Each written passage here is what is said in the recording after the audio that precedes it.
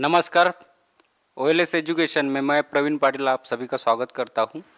ठीक है, आज आज हम जो है आरआरबी एनटीपीसी 28 मार्च 2016 को जो पेपर हुआ था फर्स्ट शिफ्ट का, उसका एनालिसिस लेंगे। मैथ्स का, मैथ्स के बाद हम रीजनिंग, उसके बाद जीके का भी एनालिसिस लेंगे। लेकिन अभी शॉर्ट में आप देखिए किस तरह के मैथ्स में क्वेश्चंस वगैरह रहते हैं। तो यही आज के वीडियो में हम डिस्कस करेंगे। देखिए,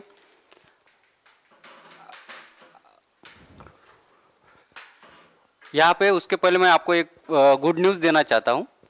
हमारी जो है ना फ्री ऑफ कॉस्ट एक बैच चलेगी जो आरआरबी एनटीपीसी से रिलेटेड रहेगी। बस खाली आरआरबी एनटीपीसी का रहेगा, जिसमें प्रीवियस ईयर के सारे क्वेश्चन का एनालिसिस हम करेंगे। इसमें हम फ्री ऑफ कॉस्ट में आपको कंटेंट देने की पूरी कोशिश करेंगे। ठीक है, एनटीपीसी और अदर एग्जाम के लिए, जैसे कि अगर आप एनटीपीसी की एग्ज़ाम दे रहे हो तो आपको 7588562499 इस नंबर पे मैसेज करना है आपके नाम के साथ और आपके स्टेट के साथ। आपका स्टेट का नाम यहाँ पे ज़रूर मेंशन कीजिएगा।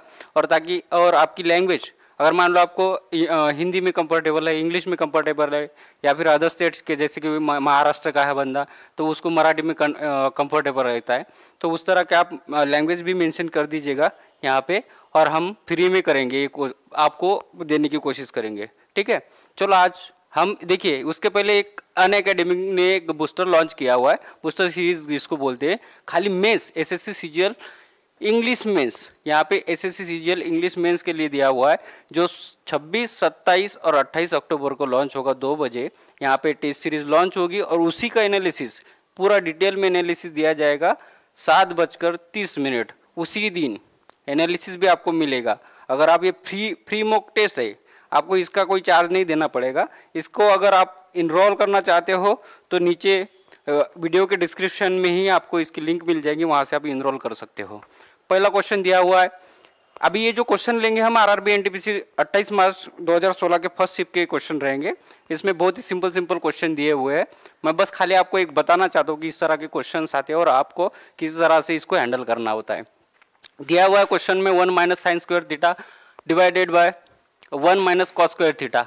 बहुत ही सिंपल ये ट्रिग्नोमेट्री की आइडेंटिटीज होती है। जिस बंदे ने पढ़ी है उसको मालूम है कि किस तरह से ये होता है।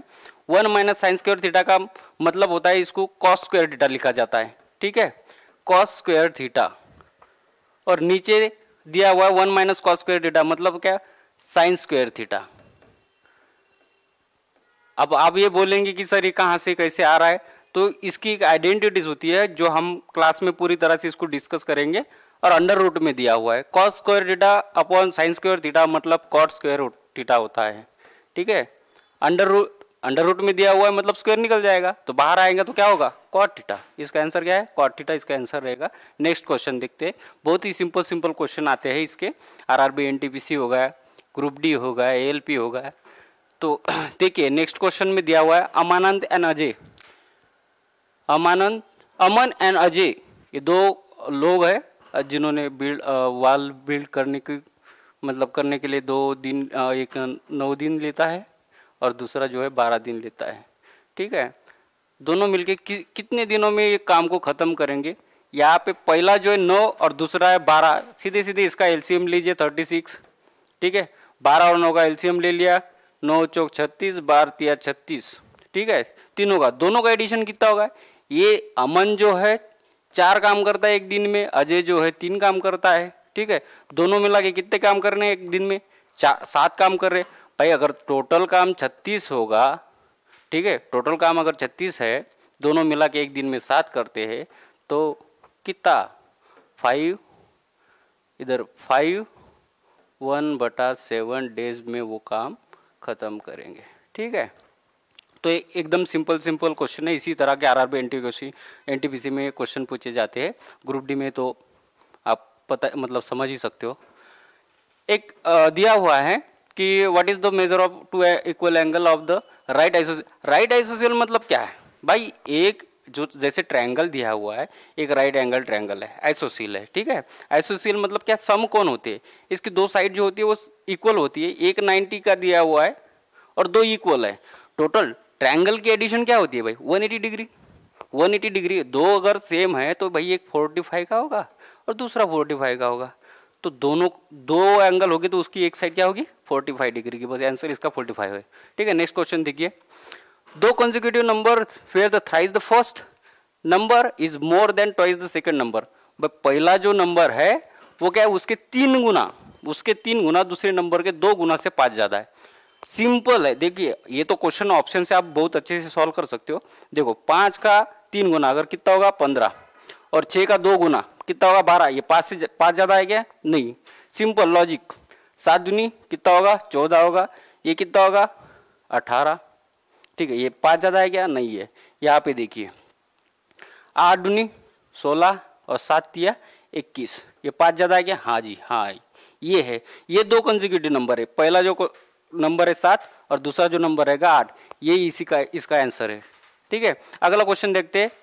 यहाँ पे क्या दिया हुआ है, डिसेंडिंग ऑर्डर में आपको अरेंज करना है। डिसेंडिंग ऑर्डर मतलब क्या, सबसे बड़ा नंबर पहले, उसके बाद उससे छोटा, फिर उसके बाद उससे छोटा, सबसे छोटा, मतलब इस तरह के ये अरेंज करना है। देखो 45 यहाँ पे 46 है, यहाँ पे 46 है, यहाँ पे 45 है। सबसे लास्ट मतलब बड़ी वाली संख्या क्या होगी 46 सबसे पहले आएगी। इधर भी 46 है लेकिन इधर 55 है, इधर 65, मतलब फर्स्ट नंबर पे आएगी, सेकंड नंबर पे ये आएगी, थर्ड नंबर पे ये आएगी, फोर्थ नंबर पे ये आएगी और फिफ्थ नंबर पे ये आएगी। इस तरह से आपको डिसेंडिंग ऑर्डर में इसको अरेंज करना है। नेक्स्ट क्वेश्चन देखते हैं, तो product of square root of 16 and square of 4। देखिए बहुत ही इजी क्वेश्चन दिया हुआ है भाई साहब। स्क्वायर रूट लीजिए, इसका 16 का कितना होता है 4, और स्क्वायर 4 का क्या होता है 2, मतलब इसका मल्टीप्लिकेशन करके आपको बताना है।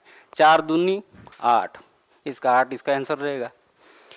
ये एक कोई तो भी रोमन नंबर दिया हुआ है, XC मतलब 90, XC रोमन में क्या बोलते हैं, इसको 90 बोलते हैं। और 90 प्लस 6, ये 6 को डिनोट करता है और ये 90 को डिनोट करता है। 90 प्लस 6 मतलब कितना 96 होगा। Next question, which of the following are called supplementary angle. भाई सप्लीमेंट्री एंगल मतलब क्या होता है, जिसकी टोटल कितनी होती है। सप्लीमेंट्री एंगल मतलब ऐसे दो एंगल कि जिनकी सम जो होती है ना, एडिशन 180 डिग्री होनी चाहिए। ठीक है, इसको ही हम सप्लीमेंट्री एंगल बोलते हैं। ठीक है, इसके बाद आता है a man buys 144 orange for 360 and sell them the gain of 10% then the rate of per dozen. देखो पर डजन में यहाँ पे दिया हुआ है, हमें सबसे पहले ये कोशिश करनी है कि भाई साहब ये जो 144 इसने ऑरेंज खरीदे, इसको पहले डजन में कन्वर्ट कीजिए। 144 मतलब ये ऑरेंज हो गए।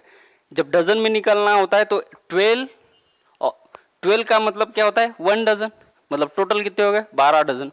12 डजन की प्राइस दी हुई इसने 360, मतलब 1 डजन कितना होगा 30 रुपीज़ का। उस पे चाहता है भाई साहब ये 10% का प्रॉफिट।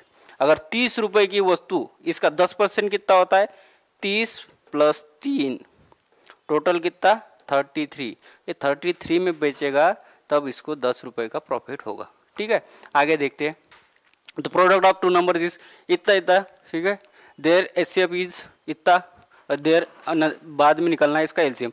भाई देखिए किसी भी दो नंबर का अगर मल्टीप्लिकेशन मतलब प्रोडक्ट दिया हुआ रहेगा, कोई भी दो नंबर है, यहाँ पे एक नंबर इनटू में दूसरा नंबर, ठीक है, उसके नीचे ये दो नंबर का जो मल्टीप्लिकेशन दिया हुआ रहेगा, अगर आप नीचे एचसीएफ, यहाँ पे हमें एचसीएफ दिया हुआ है, इसको नीचे लिखेंगे मतलब डिवीजन में लिखेंगे तो एलसीएम निकल के आएगा एलसीएम।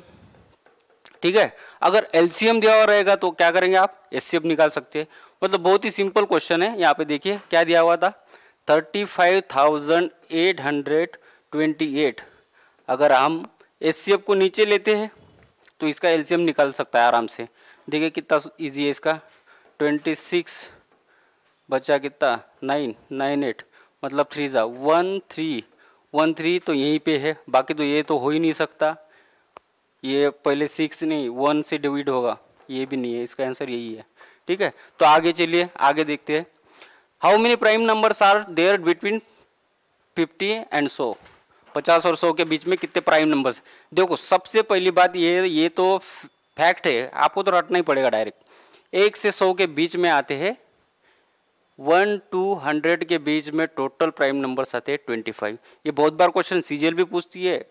उसके बाद एसएससी का तो ये फेवरेट क्वेश्चन है, एक बार तो आता ही आता। एक शिफ्ट में तो पूछा ही जाता है।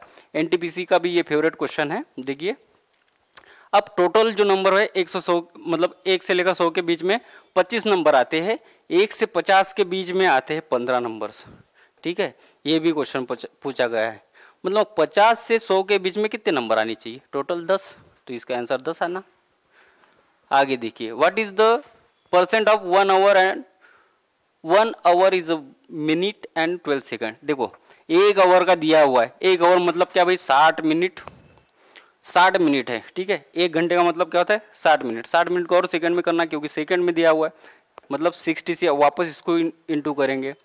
1 मिनट मतलब कितना होगा 60 प्लस 12 सेकंड भी दिया हुआ ना, मतलब टोटल कितने हो गए 72 सेकेंड्स अपॉन में आएगा 3600। अब परसेंटेज निकालना है, परसेंटेज निकालना है मतलब ऑब्वियसली हम 100 से इसको क्या करेंगे इंटू करेंगे, 2 0 से 2 0 कट गए, 36 इंटू 2 कितना आता है 2%, 72। ठीक है, नेक्स्ट क्वेश्चन देखते हैं। 3 bells ring at interval 15, 20 and 30। 15, 20 और 30 की इसमें वो रिंग बजती है 11 बजे। देखिए ये इस तरह के जो क्वेश्चन आते हैं ना 15, 20, 30, 10, 12 और 15, इसका सीधा सीधा डायरेक्ट आप जो भी एलसीएम लेंगे ना वही आपका आंसर रहेगा। देखिए यहाँ का इसका एलसीएम क्या आता है 15, 20 और 30, ये तुम्हारा 3 नंबर्स हो गए, इसका एलसीएम आएगा 60। 60 मतलब यही मिनट्स पकड़ लीजिए आप और यही इसमें जोड़ दीजिए। अगर 11 में मैं 60 मिनट मतलब क्या 1 घंटा जोड़ दूँ तो कितना बजेगा भाई? ये अगर 11 AM है तो AM के बाद क्या आएगा 12 बजे क्या होता है PM होता है, तो नून आएगा। ये देखिए यही आंसर इसका। नेक्स्ट क्वेश्चन देखो, ए की हाइट दी हुई है 5/8, किसके? बी के। अगर अगर 5 है तो बी कितना होगा भाई 8 होगा। What is the ratio of B side to A side? B का और ए के हाइट का रेशियो आपको बताना है, तो ये पहले लीजिए 8:5। आपका ऑप्शन क्या होगा? Option number D. Ram is a 4 time of son and 25 years hence। देखिए राम जो है अपने बच्चे के 4 गुना है। अगर उसका बेटा x है तो ये 4x है, समझ गए ना आप?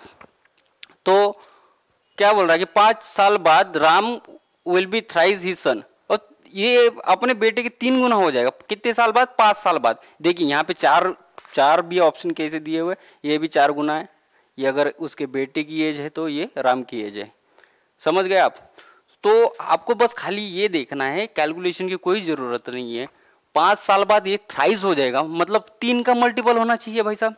अगर 5 साल बाद मतलब इसमें देखिए अगर मैं 5 जोड़ दूँ 3 का मल्टीपल हो जाएगा नहीं, ये तो ये ऑप्शन कट गया है। इसका देखो ये इसमें अगर मैं 5 जोड़ दूंगा तो ये 45 हो जाएगा जो कि 3 का मल्टीपल है। ये आंसर मेरा हो सकता है। देखो इधर 5 25 हो जाएगा, इधर 5 37 हो जाएगा, मतलब 3 के मल्टीपल में तो एक ही ऑप्शन आ रहा है। सीधा सीधा मार दीजिए, कोई कैलकुलेशन की जरूरत नहीं है। ठीक है, आगे देखिए। देखो यहाँ पे कॉट ए का मान दिया हुआ है, sign A plus cos A और कोसेक ये आपको दिया हुआ है। तो आपको आइडेंटिटीज बहुत जरूरी है। देखो एनटीपीसी में क्या है ना, बस एनटीपीसी होगा, सीजीएल सीएचएसएल ये इस तरह की एग्जाम में है ना आइडेंटिटीज आपको ट्रिग्नोमेट्रिक करनी पड़ेगी। कॉट का मतलब होता है भाई साहब कॉस अपॉन साइन। ठीक है, ये होता है कॉट का मतलब। तो देखिए ये जो 12 है ये कॉस ही है, एक तरह का कॉस ही है। ये क्या है? साइन है। इसमें मैं अगर पूरी वैल्यूज अगर पुट अप कर दूं, यहाँ पे साइन की जगह 5 लिखूं, कॉस की जगह अगर मैं 17 लिखूं, अब 12 लिखूं, ठीक है, कॉस अपॉन साइन ही है ना, तो मतलब कॉस का क्या होगा 12, साइन कितना होगा 5 इंटू कोसेक। कोसेक मतलब क्या होता है 1 अपॉन साइन, 1 अपॉन साइन। इसको मैं ये भी लिख सकता हूँ जैसे 17 इंटू 1/5, 1/5 हो गया, क्योंकि कोसेक का मतलब होता है कि 1 अपॉन साइन। ठीक है, ये आइडेंटिटीज आपने पढ़ी होगी। कितना होगा फिर इसका मान क्या होगा, यही तो मान निकालना है आपको, 17/5, ये आपका आंसर होगा। चलो नेक्स्ट क्वेश्चन देखते हैं। देखो a² minus b² divided by a plus B, बहुत ही सिंपल दिया हुआ है। आपको अलजेब्रा के मतलब फार्मूलेस पता होगे तो ये आप सीधा सीधा इसका आंसर कर सकते हो, कोई दिक्कत नहीं है। a² माइनस b² का फॉर्मूला क्या होता है भाई साहब, इसको आप लिख सकते हो a minus B into A plus B. जो भी बच्चे पढ़े हैं इनको सबको मालूम है। डिवाइड में क्या दिया, a plus B, A plus B से ए प्लस बी कट जाएगा, बचेगा क्या है, A minus B. A minus B की तो वैल्यू है ये 25, यही निकालना था हमें, बस निकल गया। बहुत ही सिंपल क्वेश्चन है। देखो a man sell a table कितना 4200 में जब बेचता है तो ये 25% इसको लॉस होता है, ठीक है। अगर वो बंदा 25% प्रॉफिट अगर चाहता है, 25% उसको प्रॉफिट चाहता है तो कितने में इसको बेचना पड़ेगा। देखो मतलब जैसे 100 रुपए की कोई वस्तु है, उसने 25% लॉस पे बेची, मतलब कितने में बेची, 75% में। और 75% का मतलब कितना है, 4200, 4200, यही तो दिया हुआ है क्वेश्चन में। हमें कितना चाहिए भाई साहब, ये 75 है, हमें चाहिए 100, ये 100 का तो कॉस्ट है, इस पे 25% प्रॉफिट के बाद कितनी हो जाएगी 125, इसकी हमें प्राइस चाहिए, ठीक है। तो क्या करना है कि 4200 इंटू 125 डिवाइडेड बाय अगर 75 करेंगे तो आपको आंसर मिल जाएगा इसका। ये 5, ये 3, मतलब ये कितना होगा 14, 14 बच्चे 70, 7000 इसकी प्राइस आनी चाहिए। अगर वो 7000 में बेचेगा तो उसको 25% का प्रॉफिट हो जाएगा। नेक्स्ट क्वेश्चन देखो, आज तो हमारा ये मैथ्स का होगा, अगले लेक्चर में हम रीजनिंग भी डिस्कस करेंगे और जीके भी इसका पार्ट आएगा। हम पूरी तरह से कोशिश करेंगे कि आपको पूरी आरआरबी एनटीपीसी से पहले इसका एनालिसिस दिला दे। तब तक के लिए धन्यवाद। आप अपना ख्याल रखें।